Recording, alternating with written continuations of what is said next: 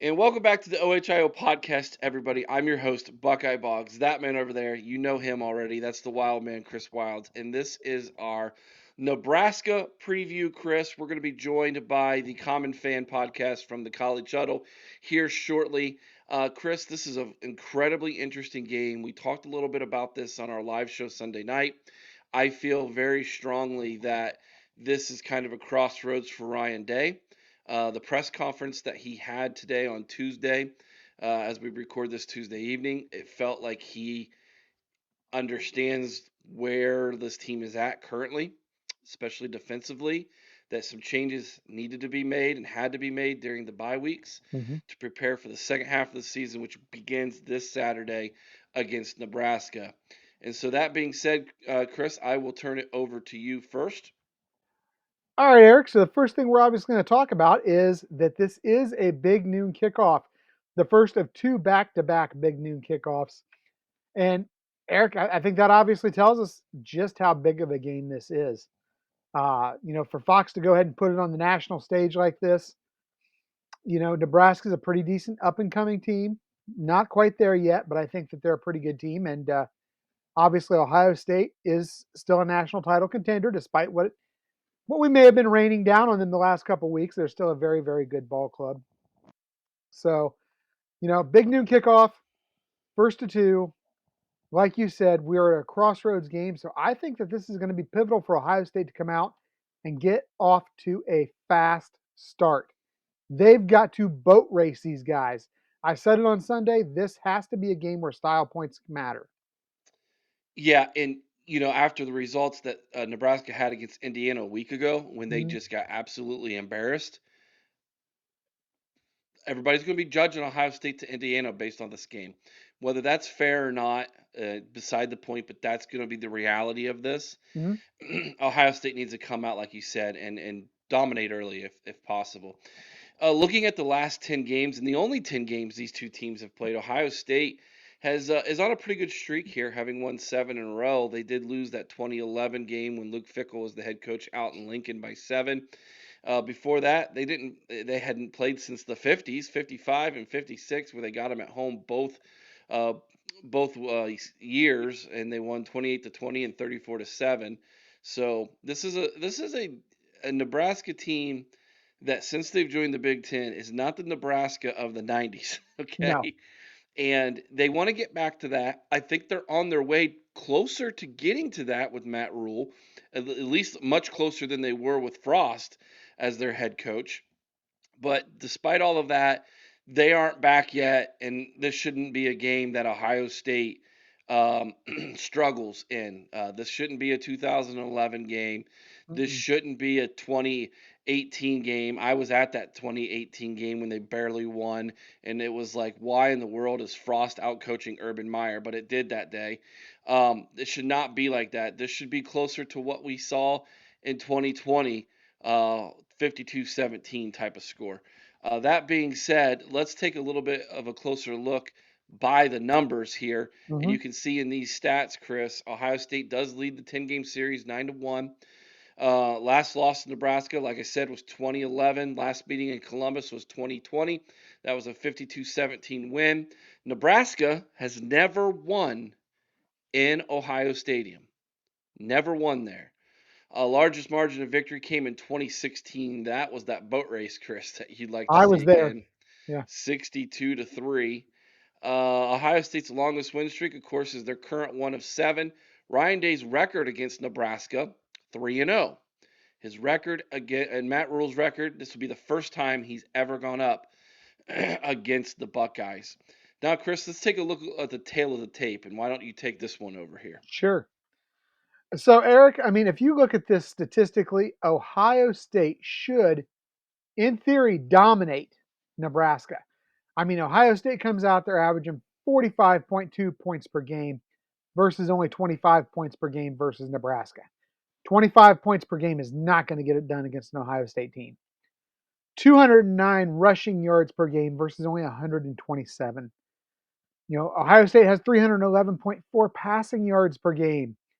Dylan Rayola, very good, but still averaging less than 250 at 243.2 per game. So total offense per game, Ohio State's putting up about a little over 521, whereas you've got Nebraska right around that 370 mark. Uh, as far as third down percentage, very close here. Both teams, fairly efficient. 45.9% for Ohio State, 43.6% versus, um, or for Nebraska rather. Red zone efficiency, though, Eric, man, would you look at Ohio State's red zone efficiency? Is that not impressive? Perfect. That's what you need from your offense. And it's a far cry from what we've seen the last couple of years where we couldn't finish off drives in the red zone. And I believe out of those 21 scores in the red zone, I believe 17 or 17 18, or it's either 17 or 18 or touchdowns. yeah, are touchdowns. So they're scoring when they get in there, which tells me that the offensive line and the running game was in sync, which is a very interesting thing to talk about going into this game because Zen Mikowski's getting the start at left tackle now, and he's going to have to play there for the rest of the year. Simmons I has think done. this is a good game though for him to get his feet wet with that. I mean, continue to Yeah, grow a Nebraska's little got bit, a good pass rush, but not great. It's but not what they're Oregon had. correct. Exactly. That's exactly how I would word it. He does good against Nebraska. We should be all right. I would say Penn State's probably better. You might Yeah. disagree with me on that one a Well, little I bit because I think know Penn State's a little overrated, but I also I think figured they're you still would. better. But I do think they're better than Nebraska. And what we saw against Nebraska a week ago, Indiana was absolutely But living in the backfield I there. was going to say, but what you do have to watch is that Indiana team, who we predicted at the beginning of the year was going to be one of the better defensive lines We did. in the We Big did. Ten. We did predict that, but I still don't think either one of us foresaw how good this No, Indiana team was going to be. no, That I don't being even think said, I had him going to a bowl game. I think I had him under 500.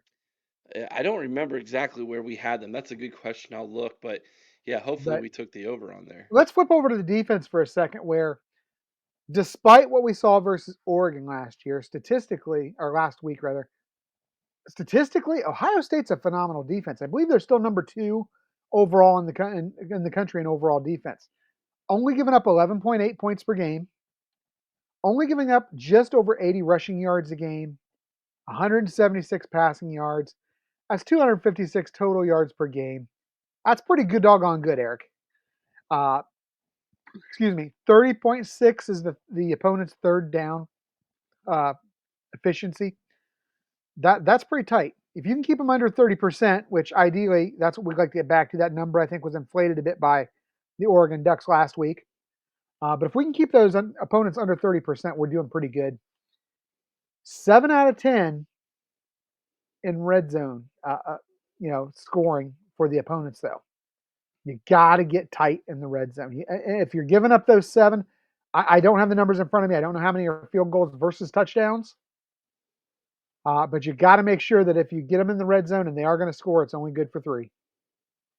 I want to Um, say two of them are field goals. I think they've I let think five they've given up. touchdowns, Yeah, that sounds and right. it was 4 of 7 until last week or 2 weeks ago. That was until Oregon. Yes. Yeah. Defensively, Nebraska again, pretty good numbers for Nebraska as well. They're only giving up 17.7 points per game, and that number had to have jumped significantly after their bout with Indiana. Hmm. Um, giving up just over 100 rushing yards per game, giving up just over 200 passing yards per game. So giving up right around 304 yards offensively per game. They are allowing 37.4% efficiency from their opponents on third downs. If Nebraska wants to have any chance of beating this Ohio State team, they've got to have that number, I think, down between 25 and 30% to have any shot. Yeah, Um, red zone efficiency, we don't have that number for Nebraska, unfortunately. Um, but I think that Ohio State's success in the red zone speaks for itself. So, despite what Nebraska may have done up to this point this year, I don't think they've seen a team as efficient in the red zone as Ohio State. yeah, and it's these teams are similar in the fact that we both are coming into this football game coming off of losses where we are super low on our defenses currently after being super high on them. You look at their defensive statistics, you look at ours, they're still pretty good. And then you look at the last two games we've had, and it's like, oh, maybe we're not as good defensively as we thought. We just did that exercise Yeah, Sunday with the grades, and we were much lower on the defense than we were on the offensive grades. Maybe there's some recency bias in that, but based off of Ryan Day's comments today at the press conference, he's not happy. He saw a lot of areas in that defense that just aren't going to be what they need to be to get to where we want to get to as a team this year. And so these are two teams that are very similar in that aspect, Chris. but what's very funny about that, Eric, is Ohio State is a team that is distraught. I mean, seriously distraught right now about giving up 32 points to the number one team in the nation. Hmm. Whereas I think Nebraska probably should be distraught after giving up, what was it? Was it 56, I 56? think. 56 to, yes, they are a good Indiana team. I'm not going to dispute that. They are a good team. But how good are they? Well, we're We going to just find we out, just but we just saw Ohio State, and I know this may go against everything I've said, but we did see Ohio State go blow to blow with the number one team in the nation in their house, in a in hostile their environment. house, in their house. Hmm. And as much as I am down on Ryan Day, as much as I'm down on the coaches, as much as I'm down on the defense, it took everything Oregon had to survive, and they really did survive. Because the more I watched that last drive, why I can't completely disagree with the pass interference call, I could see where the argument was that you guys were coming from. Hmm. And the more and more I watch that last play, I wonder how is it that Texas can get a review after pelting the officials with bottles, and we didn't take a look at that last play where it was clear that Ryan Day, where it was clear that Brandon Ennis were both signaling for timeout, where it was clear that Will Howard's knee was down with 1 second left on the clock. If you replay that, I don't know that everybody is quite as upset. I'm Debbie Downer. I would still be coming down on this defense, but I don't know that we would have maybe the narrative that we've got right now. Yes, correct. But everybody would still be down on Denzel Burke. And they should be.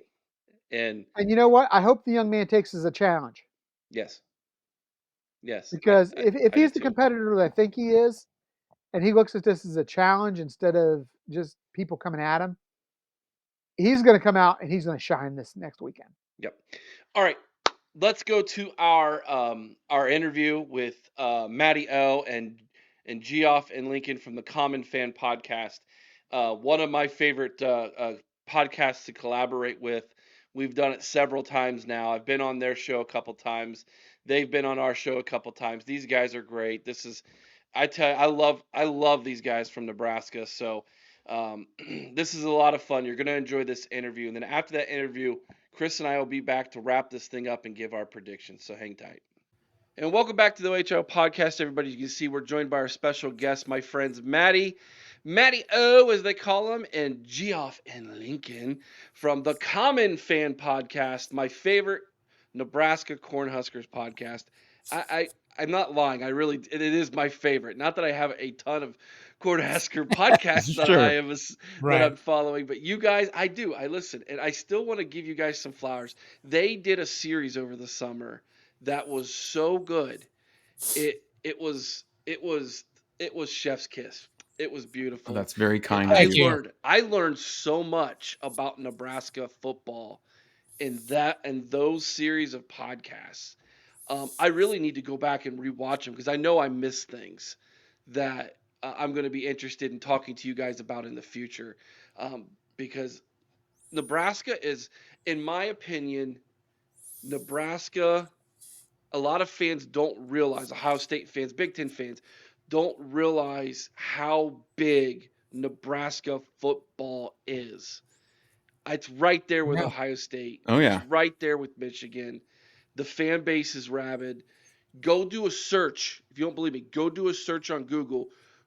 Nebraska Cornhuskers podcast, and look how many there are. Oh, there's a ton of them. Oh, And you guys are wild, the yeah. best. So there you go. Hey, Oh, There you so go. kind of you, Eric. You're the check's in the Thanks, mail, man. Boggs. Thanks, Boggs. Well, what will be in the mail will be probably this for Geoff You to be son of a wearing next bitch. You son of a bitch. He's been calling an upset since January. I Eric. know. I don't Well, know if his tune's changed a little bit now or what. How's that upset feeling after your little trip to Bloomington, Indiana, Oh, there, God. Geoff? I'm like a What gambler happened, that's like dude? I'm like deep in debt gambling wise. That's what I feel like right now. Like that loss, I'm like in it deep with the Sharks, and now I feel like I have to swing for a You swing for got the to fence. hit like a With a- 10 leg I s- parlay. I still have to pick Nebraska to beat Ohio State just to break even right now. We're in trouble, folks. So, I mean, you We're got in to big stick to trouble. it. You got to stick to Yeah. it with the understanding that like maybe things have changed a little bit with our guys in the I can't last let it week or go. so speaking of huge parlays, my co-host did a 15-team parlay and hit 14 of those bad boys Owens and is the missed. gambler And the here. payout was 90 grand. Holy He Holy lost smokes. 90 grand. It was a stupid bet. It was like $30 or something. Oh. He lost 90 grand. And you want to guess what he lost? Oh gosh. It I'm was trying. week Owens, number you would know better than me when it it comes was to this. week I'm number gonna get 2. there's it was what? Week number 2. Week 2. What happened in week 2? Geoff, you know Was what it happened Notre in week Dame, 2. Northern Oh Illinois? God, it was. Yep. I mean, I'd be pissed too. Good Lord. Of all the games to not get right, And that he one. already hates Marcus Freeman. And so Oh, that seals the deal Now, for sure. now it's personal to him. Dear Yep. Lord. Oh, it was personal before. Now it's really he's Marcus Brutal. Freeman better. He needs to get a Ugh. restraining order from my co-host. Let's just say that. I All thought you were right, going to say the guys. Nebraska-Colorado game.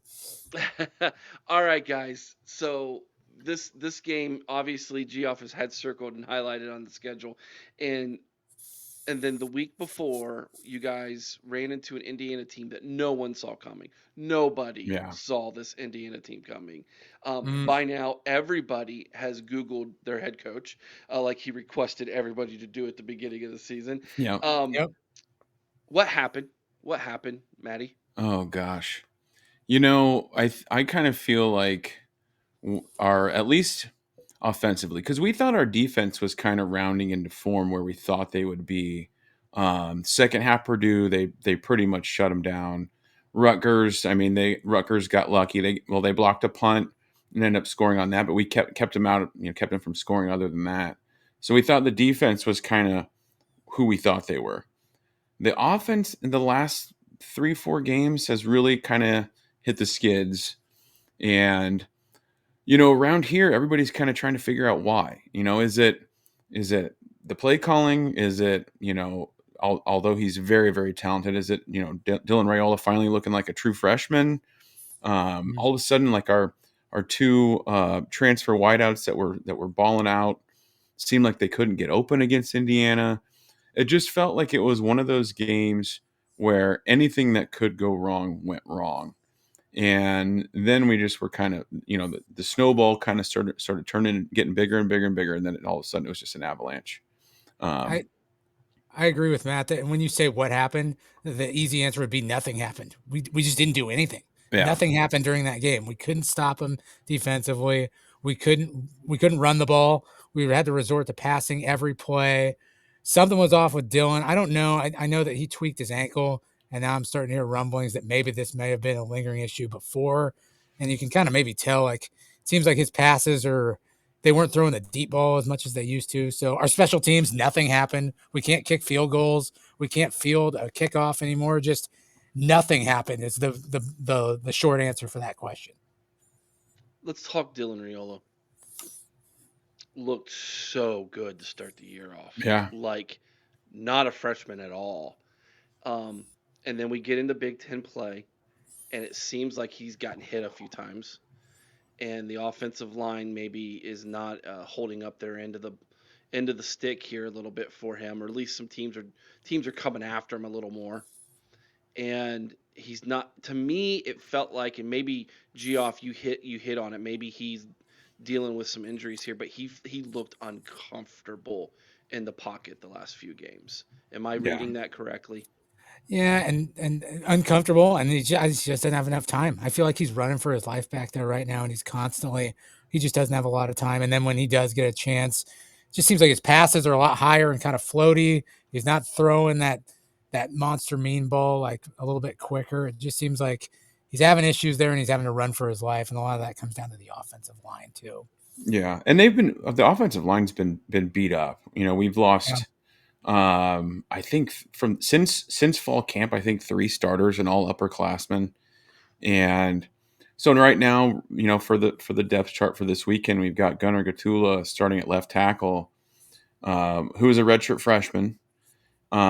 Justin Evans at left guard, he's played a little bit more, and for the most part, you don't hear his name called too often, which for offensive line, that's usually a good thing. Ben Scott's experience at center, so they've got some experience there still, even with the injuries. But I go back to these kids work really hard, so I hate to bag on them and their kids, but even though they're upperclassmen, these are guys that have never really won a lot, right? They all came in under Scott Frost, and God love them for sticking it out and keep plugging yeah, away. no But kidding. I mentioned we've got a redshirt freshman starting at left tackle. The guy that was there, Bryce. No, Benhart's right. I'm thinking of Corcoran, but Bryce Benhart's 6'8", 6'9", just a massive guy. 40 some starts, like the most starts ever for a Nebraska offensive lineman. But then you look back and okay, who did he start against and what games did they win? And there's not a whole lot of them, right? So yeah, they're big and they look like a Big Ten offensive line, but we've talked about a lot on our podcast. Are we abandoning the run and just forgetting about it, or are we just not running the ball because we don't think we can do it against certain defenses? So that's still kind of up in the air, but it sure feels like Marcus Satterfield, our offensive coordinator, has a tendency to want to chuck it around, and he and Matt Show Rule off. say we want to be a tough team that runs the ball and grinds it out and gets gritty, dirty yards. But a lot of times the play calling in game doesn't really reflect that. So Yeah, it's Yeah. still up in the air. you're averaging 127 rushing yards per game to 243 passing yards per game. So you're obviously passing it about as twice as much in yardage, or at least successfully, as you are running the football. And every Division One coach always talks about being balanced, unless Yeah. you're running the spread and you're just like we're Yeah. abandoning that. And that's a Um, putrid number for Husker fans to look at yeah. too. A school that historically has loved running the damn ball, and some of that sack adjusted too. I mean, Dylan's been sacked a ton. Hmm. Like I think I saw a stat for Indiana. We would have had. I don't think he still wouldn't have cracked 100 yards rushing, but there was like 60 or some sack yards that game too that took away from what were actual rushing yards. So yeah, it hasn't been pretty the last few. No, not at all. Okay, so Dylan is maybe going through an early what we would call a sophomore slump in the old, and so he's already getting to that sophomore slump era in his freshman Mid-season, year. yeah. Good, great, good, right? Like let's get Mhm. this let's get this. When we go back and we you look at Nebraska at the beginning of the season, and I went back and rewatched our preview, and there was this quiet optimism that hey, this team can be pretty good. And then the way you guys started, it Yep. felt like okay, yeah, this is exactly who we are. And if you take away last week, just remove last week, 5-1 with one loss being a 7-point game against Illinois, who's apparently pretty good. Yeah, playing Yeah. good Okay, ball. Sure. so I don't know. I look at last week as kind of like an anomaly, if that makes sense, because Boy, you're a go lot ahead. more positive than they are around here. I'll tell you that much, Eric. Well, but that's because my negativity of Ohio State's coming out right now next. Oh, Because sure. because the way I look at this game is Nebraska's a wounded dog, Hmm. and Ohio State is coming off a bye week where they've heard nothing but vinegar and rubbed in their wounds from this fan base for the last 2 weeks for losing a one Sure. point game. Yeah. And so I kind of feel like you have two programs that are really going to crash into one another. And it's going to be, does Nebraska walk away going 5-3 and the fan base is questioning, okay, are we not as good as we thought we were in that start? And are we even going to get the 6 wins? Can we find 6 wins and go bowling? Sure. Or is this Ohio State fan base going to walk away? Nebraska upsets us, and we are just Columbus is on fire and burning. Like those are the scenarios that are running through my head going into this game, and I honestly could see both happening. And when Mhm. I remove myself and my scarlet and gray glasses and I look at this thing from from the perspective of both fan bases, there is so much writing on this game. We were just recording Sunday night, and at the end of the show, I told these guys, I go, guys, this is a crossroads for Ryan Day in his career. If he is Mhm. upset by Matt Rule on Saturday, I think he's done at Ohio State. Ooh, I don't think he can recover from this. yeah. Really? Really. Well, it's all. Yeah. I mean, I know that the seat was pretty warm already for Ryan with the lack of success as of late against the boys up north. Um, I don't know. I think it's going to be somewhere in the middle. Like honestly, Eric, I think most people other than GF around here are chalking this one up as a loss before we even get on the For bus or sure. plane to go out to Columbus. Um, and I think for the most part, that's kind of on our podcast. It's like, okay, let's be realistic here. We don't think there's any chance of us going out there. I think we'll be extremely happy if we cover the spread. Okay, Yeah. so we are not moral victories people in our program. We became that when Frost was here because it was like, well, yeah, we're losing, but we're really in there, and in these We're close trying games, hard. we're Yep. going to the end of the game, and that was the excuses, right? The apologies for one of our guys, and so we kind of got used to those more. I think this Saturday could be a moral victory Saturday for us if we just keep it interesting enough going Yeah. into the fourth quarter. Maybe it's a 2-score game. I mean, I Yeah. think most people around here, if they're realistic, would be delighted with that. Okay. Because it's kind of one of those things where it's like, hey, like you mentioned, Eric, it's like we just need to get that one more dang win Yeah. and get to a bowl game. I think it's there. I mean, Yeah. you've got UCLA Hmm. in a week. Yeah, they just won a game against Rutgers, but Mhm. Rutgers is not the same football team. They are on a 3-game losing streak Yeah. now. Yep. USC's a wounded dog, Yep. and then Wisconsin and Iowa, and Wisconsin's looking really good, and I think Iowa is. I have a bet right now that this is Kirk Ferentz last year. Oof. Yeah. Yeah. I think It you could guys can put be. that. I think you guys can send him to the retirement center. God, wouldn't that be fun, Jeff? It'd be a good time, that's for sure. So And maybe then the Ferentz family Christmas won't be as awkward since he had to fire Brian last year, and they could actually get back to speaking terms. Yeah. They're probably So- already on speaking terms. I don't know that. I'm I just love you. starting shit I here. love you, son. I love you too, Dad.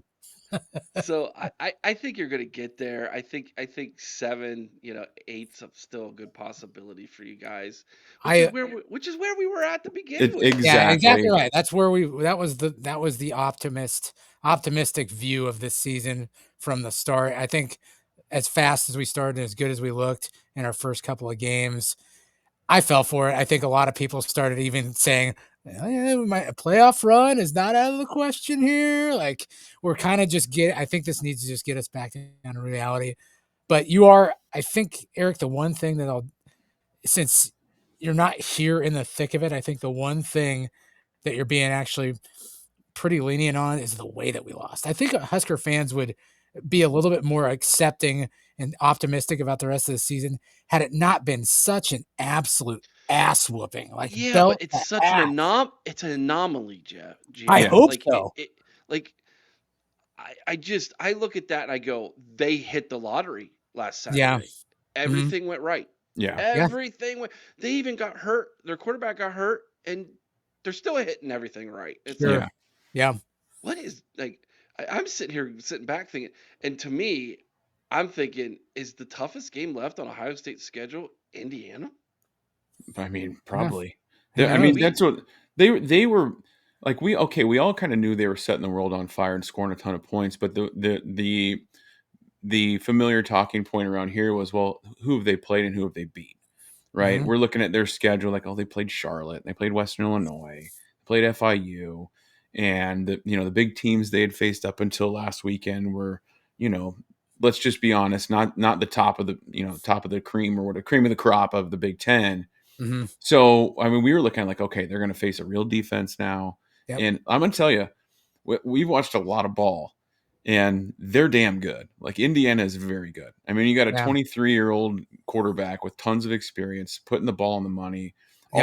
All the JMU players, like those guys have won a lot of games, and that experience and that winning goes a long way in this day and age of college football. And that's what I appreciate you saying. It's an anomaly last week, Eric, because like I'm historically a glass half full kind of guy. So when everybody's all negative norm around here about, Yeah. even though it was such a bad loss, and it was a bad loss, that it's like we're 5-2. There's still 5 games left. Like we can Yeah. still Mhm. get where we want to get to, or where we thought we would get to. Sure. And college football is so weird now.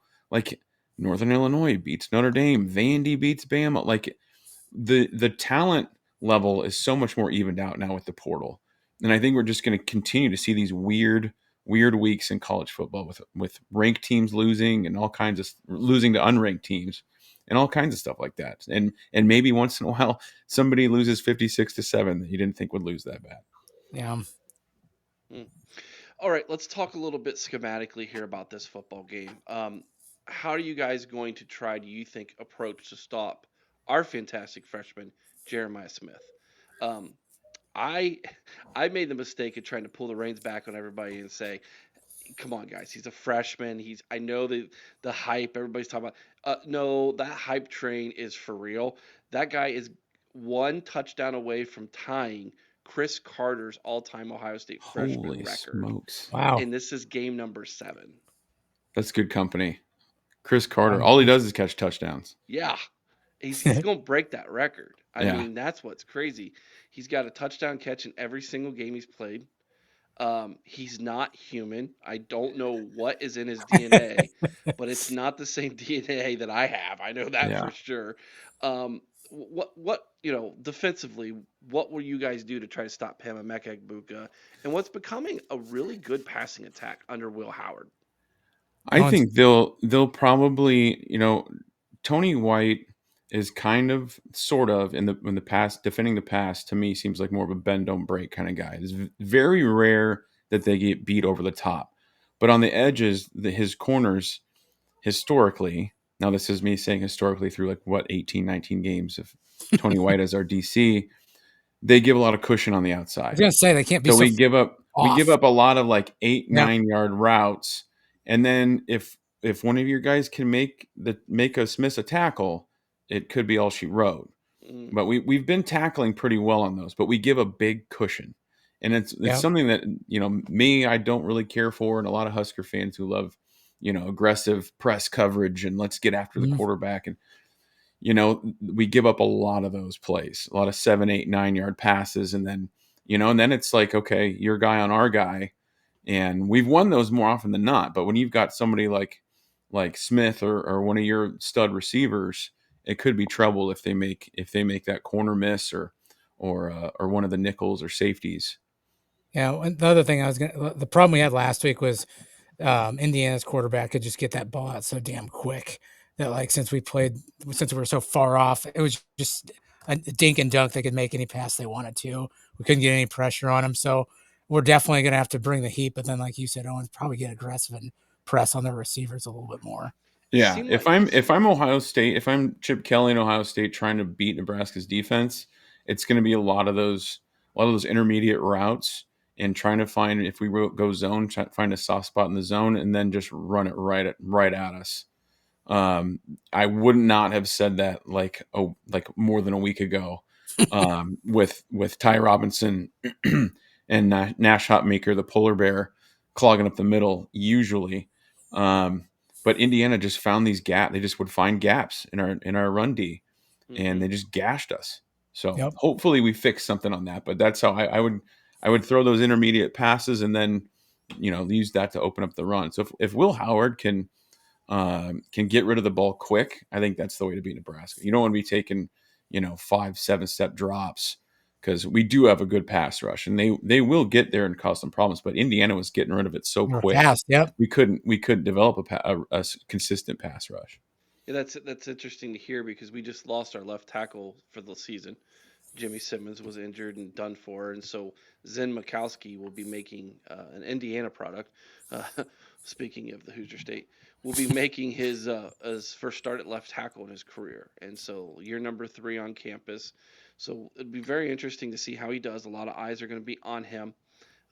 He did well when he came in the second half against Oregon. It seemed like we still were able to move the ball through the air, but we kind of abandoned the run after that Yeah, I kind happened. of And noticed that too when I was yeah, watching. and I think it was because they were uncomfortable with some of the running schemes that we like to run, where we're pulling a lot of the guards and in the center, and it really puts pressure on that tackle to make sure he sustains that block. And I don't think that they were as comfortable doing that with Mikowski in there. So it'll be interesting to see what we do in the running game. Plus, Quinshon Judkins had hand surgery, so he might not be playing this week. Sounds like that might be a week off. And Lathan Ransom, one of our safeties, reportedly is seriously injured. So we're Oh, not sure jeez. how Damn. long we're going to lose him. Last week was a bad week for us injuries. Yeah, We were Yeah, it healthy sounds like it. all year till we went out west, and then that game kind of caught up with us in the old injury bug after that it's one. yeah, So it's that time of year, man. It's that yep, time of the Yep. season where everybody's getting dinged up, yep, and you just hope that you're deep enough to plug somebody in there, and they can still do somewhat of a decent job. yeah. So all right, so let's go. Let's turn the page a little bit and ask a fun little question here about the Cornhuskers at this point. So, and this would be, if this wasn't coming off of the Indiana game, maybe it would be a different answer altogether. But let's talk Matt Rule for a second. I thought the guy was in the running for Big Ten Coach of the Year. Yeah, Then Yep. last week happened, and that's kind of thrown out the window. But again, taking last week and setting it aside, and the overreaction from a fan base, which we are all accustomed to, Yep. how's he doing as far as with the fan base? Like, are people pretty happy with the progress he's making? Well, 100%. Like, I mean, you can go online anywhere and you're going to find those trolls and the hate and the Sure. vitriol. There's those unhinged fans. But to a rational human being here in Lincoln, Nebraska, he's done a great job. I would say overwhelmingly most of us are big fans of Matt Rule. Yeah, we had a setback this week. Shit happens. But I still think that we're probably ahead of schedule, or not. I don't want to say ahead of schedule, but we're right on schedule for where Yeah. we probably should be, just like we talked about. If we can just win a few more games, get to 8-4. I'm a big fan. I know Owens is a huge fan. Um, I know I asked TJ last week, like, or on our last podcast, our big mantra was it's time to believe in Nebraska football again. And I asked TJ, do you still believe in Nebraska football, even what happened in this last game? He said yes. He said, and I kind of agreed with him, but you just got to kind of think, I think we thought we were light years ahead of where we were supposed to be right now. Now it kind of brought us back to reality. So Hmm. I'm a fan. I think Owens is probably in the same boat, unless you think yeah. any different, Mo. No, I think we've heard it ad nauseum about Matt Rule being a program builder, right, or a Mhm. fixer, or whatever you want to call it. Yep. And you look at his track record at Temple and Baylor, and I think we're right on track. If Yeah. you can compare those, if they're even apples to apples, which they're not, but you look at year one, awful. Year two, a little bit better, closer to 500, and then year three is when it has historically has popped for him, Hmm. right? So I think we are. I think we were ahead of schedule before this last week. Yeah. But again, we've got 5 more games to get on track, and I think if they can get 2 more, if we can finish the year 7-5, the majority of Husker fans should be happy. Should be very 100%. happy with that. Yeah. I it's eerily similar what he's done at was it Temple and then Baylor. I Yep. mean, just Mhm. like you look at it and it's like, yeah, you're right on schedule. Yeah. Yeah, Absolutely right on schedule. And All I right. think I think organizationally and motivationally, he's done fantastic. And for we sure. talked about it too this week, and I think TJ mentioned it in a piece he wrote, was those um, that the product on the field has to match with how we feel about Matt Rule standing at the podium, right? Like when he's talking in a Monday press conference, we're just eating it up. He's a football guy. He loves his family. Like people around here just have embraced him completely. But now we've got to have the product on the field and the special teams cleaned up, and maybe the offense look a little bit more crisp and better. The defense, I think, will be fine. I think we're always going to have a good to great defense under Matt Rule as long as he's here. It's the offense and the special teams part. We've got to see those get more consistent, or I don't want to say get fixed. I don't think they're completely broken, but they got to clean those up. Please put the red pants back on. You guys looked like Wisconsin last Eric, so among Husker fans, those when we go all whites, it's referred to as the surrender whites because we're like historically like 7-15 or something like that when we wear all white. Never again. So when we saw that we were going all white, like, no. It's kind of like Geoff. It's kind of like Notre Dame when they wore the green. Sometimes the Notre Dame fans, they wear the green. They're like, oh god. Notre Dame wore some weird white pants this weekend too. I wasn't a big fan. Just so you're aware. Something about the white. They won, but I don't like it. Yeah, when I saw that, I was like, gosh, they look like Wisconsin. This is not a good look. Yeah, I think they'll go in the equipment room closet for a few years before somebody gets a bright idea and says, hey, we should wear these white ones again. I mean, both of our teams have iconic jerseys, and I understand why they mess with them to get more people to buy jerseys and make more money. Sure. Thanks, Nike. I mean, I'm guilty, right? I've got a black jersey too now, and it's like, okay, but yeah. Nebraska, Ohio State should iconic jerseys. Wear the red pants. We'll go with the gray and the scarlet jerseys, and let's just make it look normal again, please. 100%.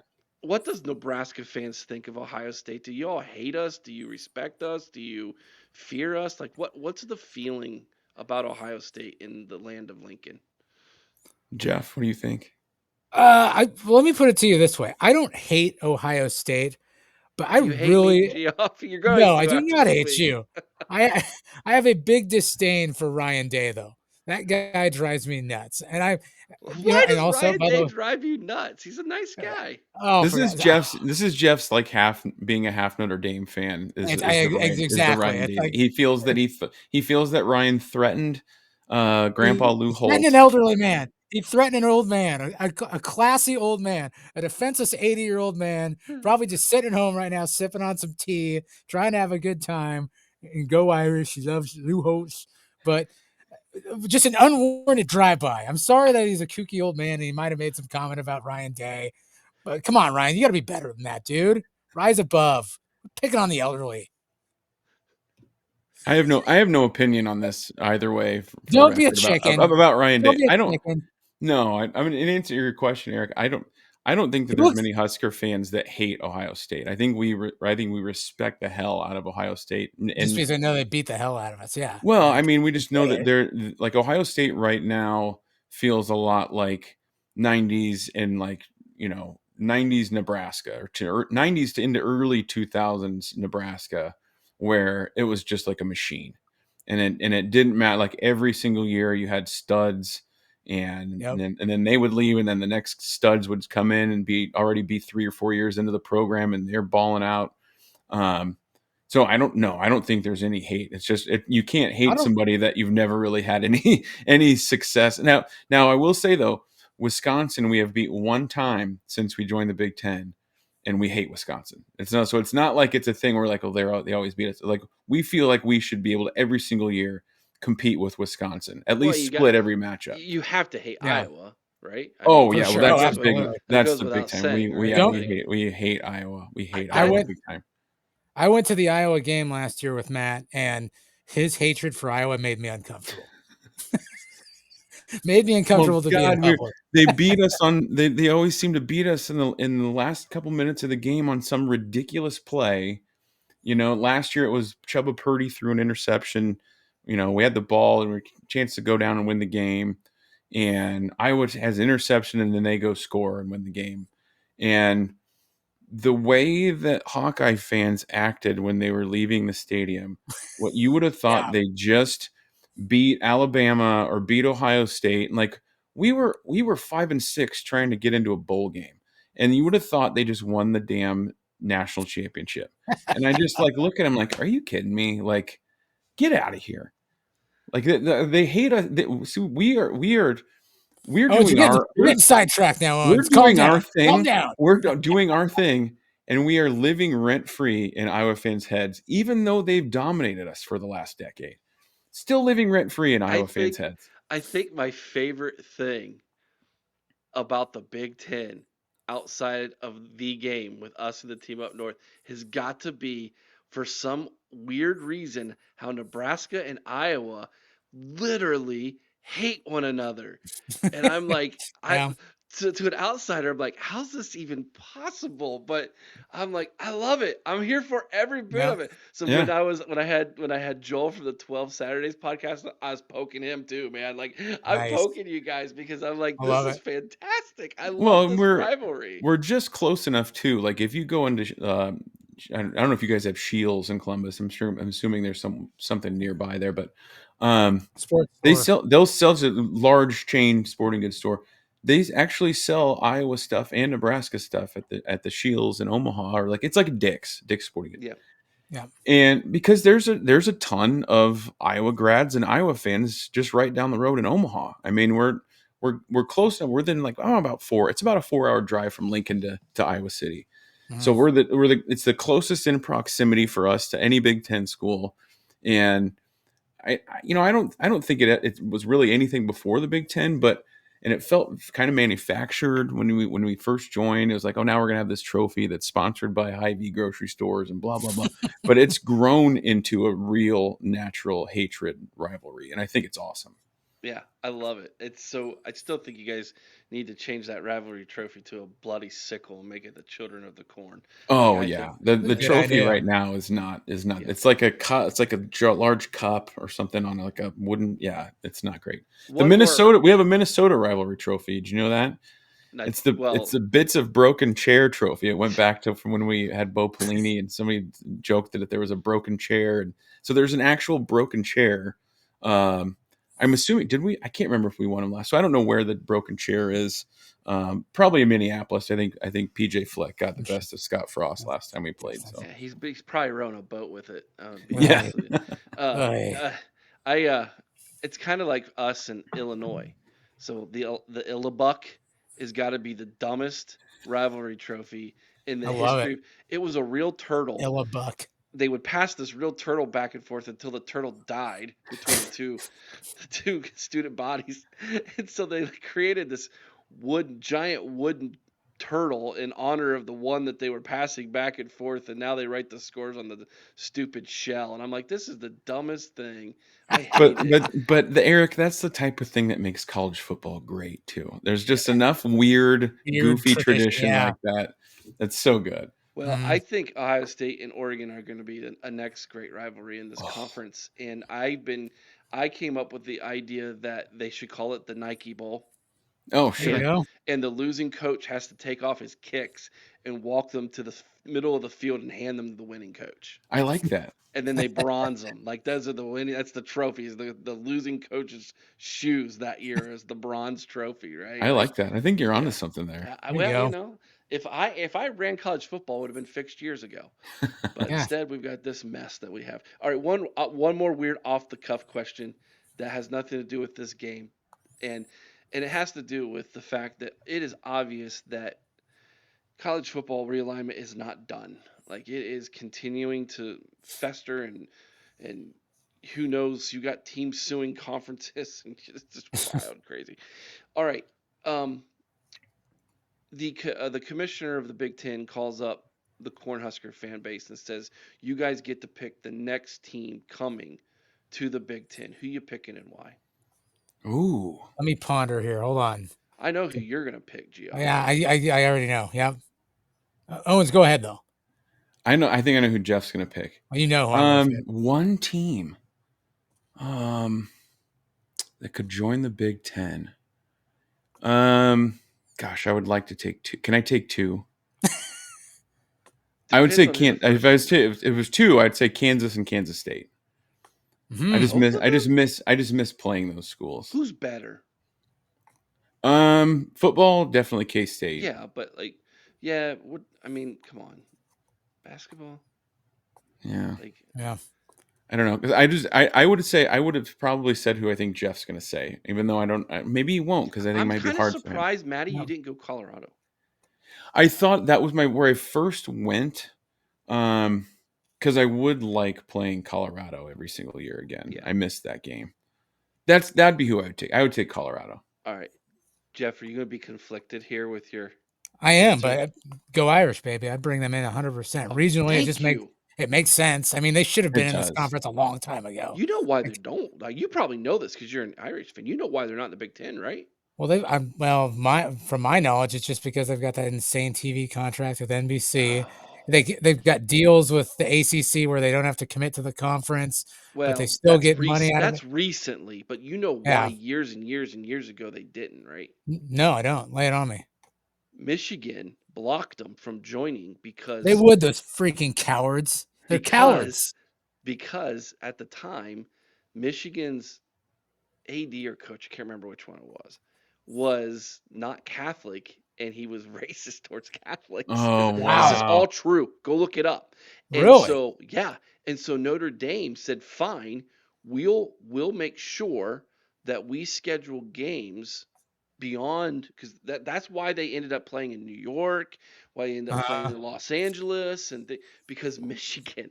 And so that's why they hate Michigan so much. So every Wow. year when we play Michigan, I can't tell you how many Notre Dame fans wish me good luck, good game, we're Oh, rooting I for bet. you. Like, Yeah. it's the one thing Notre Dame and Ohio State has in common is like our mutual hatred of all things maize Yeah, and that's blue. true. So when I learned that story, I was like, "Oh my gosh!" Like That's wild. it's wild, it's crazy. But I'm with you. Notre Dame to me would be the one team I'd want to bring in. The other team I would like to see, and this is kind of just me being a little bit selfish. I'd love to see North Carolina.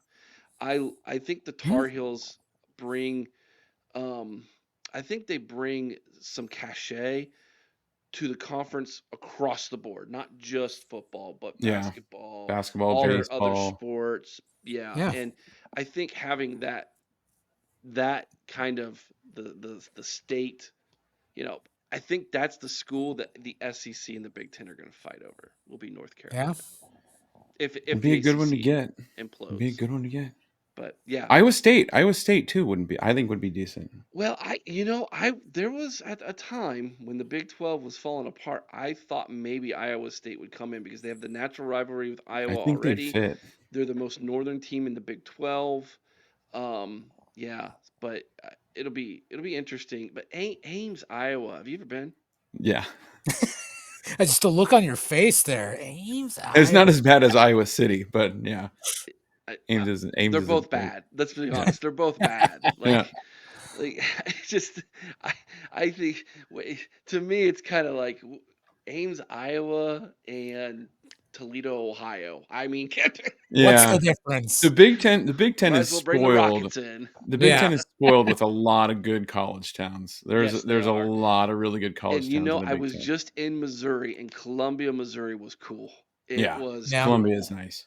Yeah. So, and they tote their SEC, but gosh, they don't feel like an SEC I know. They region still at don't. all. They Yeah. still don't. Yeah.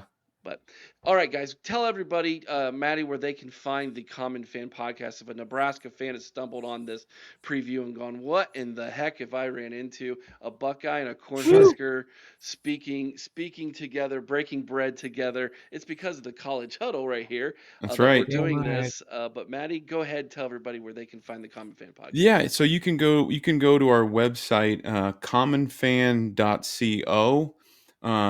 Kind of a one-stop shop, so you can pretty much find everything you need there. But we're on YouTube, we're on pretty much every major podcasting platform: Apple, Spotify, Amazon. I know there's a few others out there that I don't know the name of, but commonfan.co.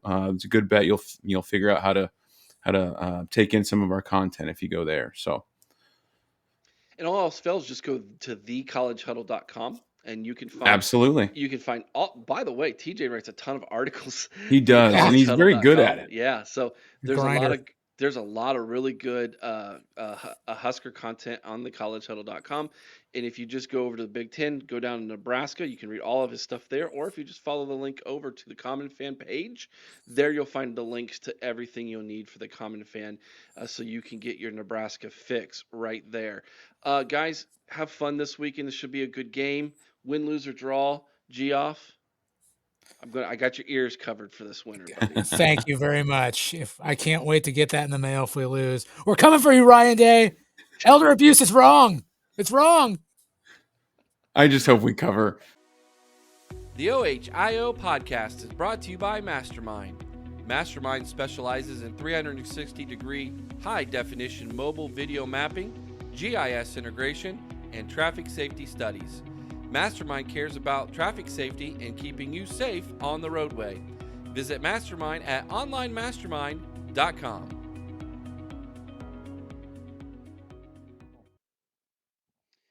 And thank you to Matty O and Geoff and Lincoln from the Common Fan Podcast for joining us.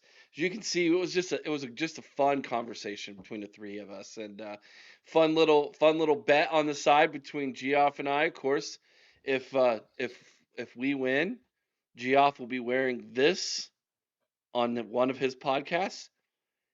If they win, pull off the upset of the century, I will be wearing a Nebraska Speedo on this podcast. So, we better I not lose want to this take game. that night off.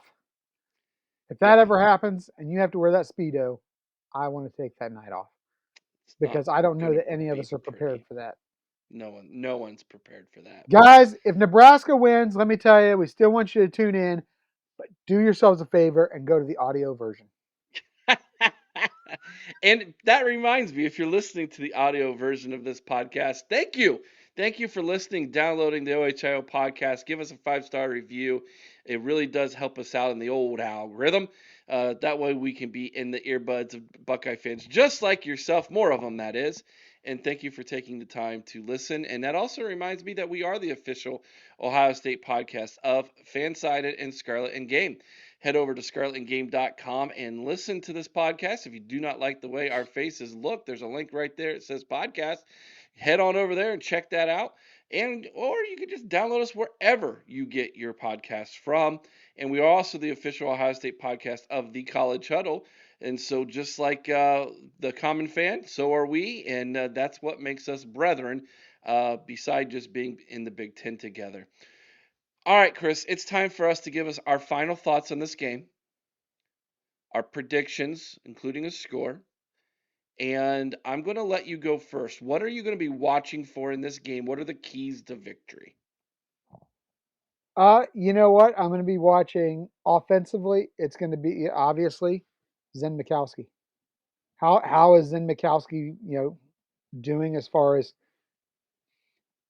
uh, playing that tackle position specifically? We saw Josh Simmons do some pretty athletic things as he came out this year, and is he going to be able to maybe not meet the caliber of play of Simmons, who we've said was putting together an All-American campaign, but can he at least get close? Can he be a good? He doesn't have to be great, but he does have to be good for us to be successful.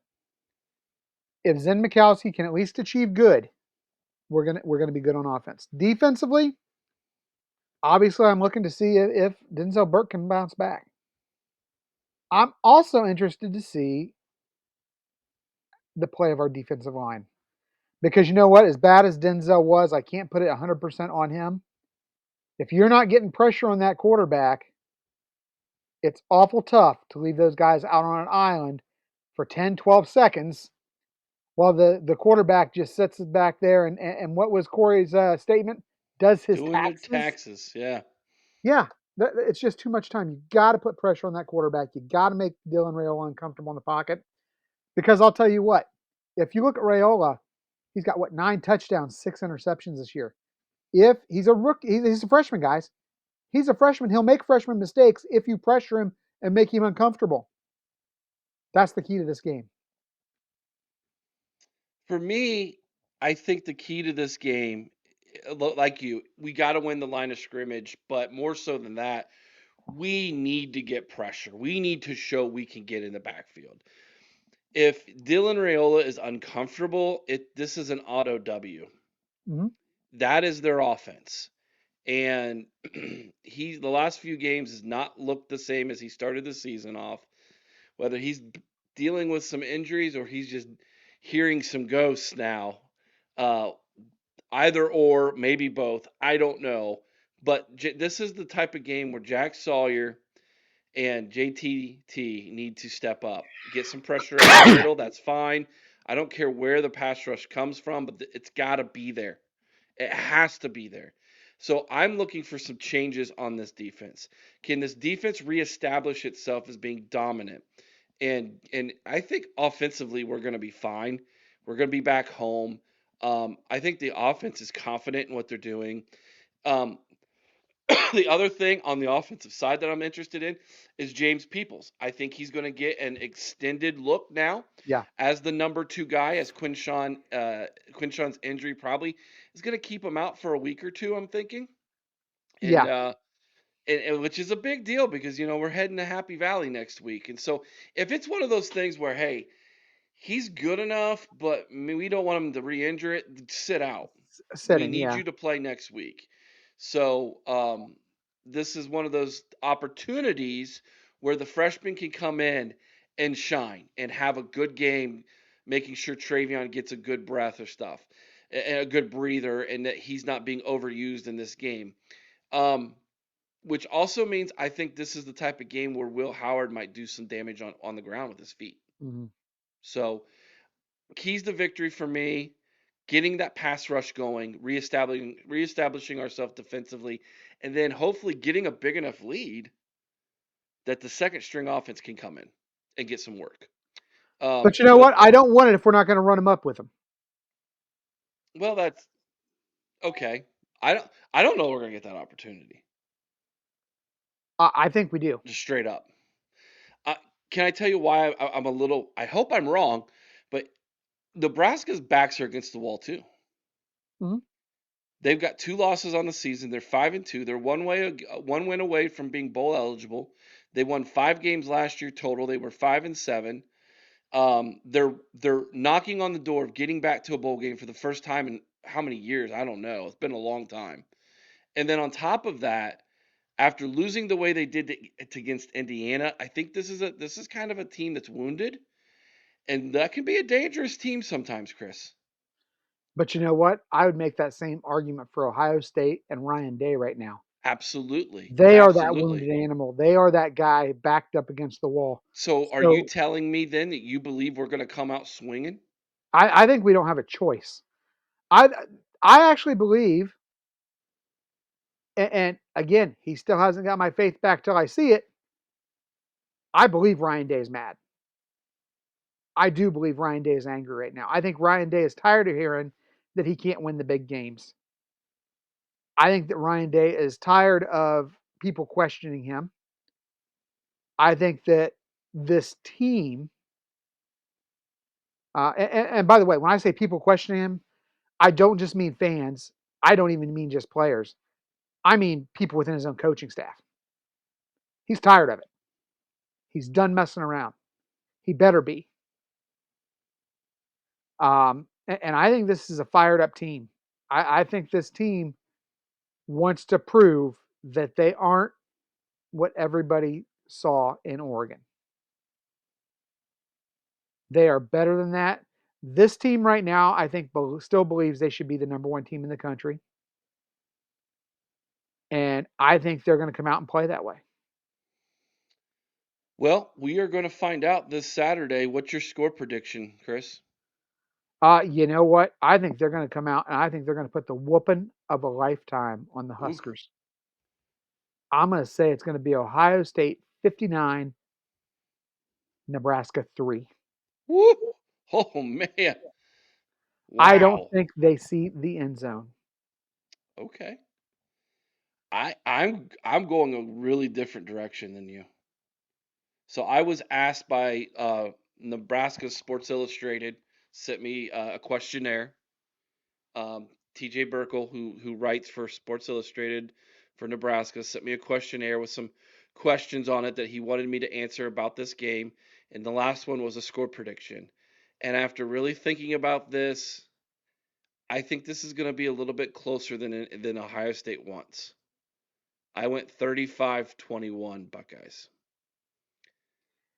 If it's 35-21, they should hang their heads in shame. This is a 5-2 football team in Nebraska. This is your field. You're coming off of a loss a game you shouldn't have lost. You need to come out and make a statement. And if you only come out and beat this team by 14 on your home field, you should hang your heads in shame. Mm. Okay. You and I are in a little bit of a different. Usually we're pretty lockstep with one another and how we feel a game's going to go. You and I are on a different planes here, man. I think this game's going to be a little closer. I also think that there's going to be some changes defensively that might cause some opportunities for Nebraska to hit some big plays. I think we're going to see improved play because of the changes. Okay. All right, fair enough. Let us know what your score prediction is down in the comments section below. If you're a Nebraska fan and you watch this, we'd love to hear from you as well. What your keys to victory are, what your score prediction is, we'd love to know. We will be back, obviously, Sunday evening to tell you how this all goes. Call-in show tomorrow night, Thursday night, 8 o'clock Eastern. And feel free to call in, talk to Chris and myself. We'll be previewing the game tomorrow, getting Buckeye Nation's pulse on it. Maybe some Nebraska fans might call in as well and chat with us and let us know how they feel the game's going to go for their Cornhuskers. We'd love to get all of that information from you as we head into the big week. And then don't forget, this Saturday during the game, you don't like Gus Johnson. I know most of you Who don't doesn't like. Who doesn't like Gus Johnson? I mean, nobody likes Joe Clack. Nobody likes him. I'll say no one likes Joe Klatt for some reason, but Gus Johnson's from that state up north. I don't like him. Well, he's from that state up north, but he's still the best color guy in the business. Okay. Come Anyways, on. He if has you the don't, best catchphrases in the business, Eric. here's what we're doing for you. So Corey, who has joined our Yes. podcast, is going to be doing a live show during the game. So if you want to join Corey, and I don't know, Chris, myself, we might be in there with him. One of us will be, anyways. And you guys want to join us and watch us react to the game and give our own commentary, uh, make sure you do that. The best way to make sure that you don't forget any of this is subscribe to the channel and ring the bell. That way you get notified every time the OHIO podcast drops something new and or is going live for your entertainment. And if all else fails and you miss all of that, Sunday night, 8 o'clock Eastern, we will be back with our roundtable to review this football game. Till next time, Chris, be kind to one another. I owe someone's OH and Carmen Ohio with all your heart. Till next time. OH! I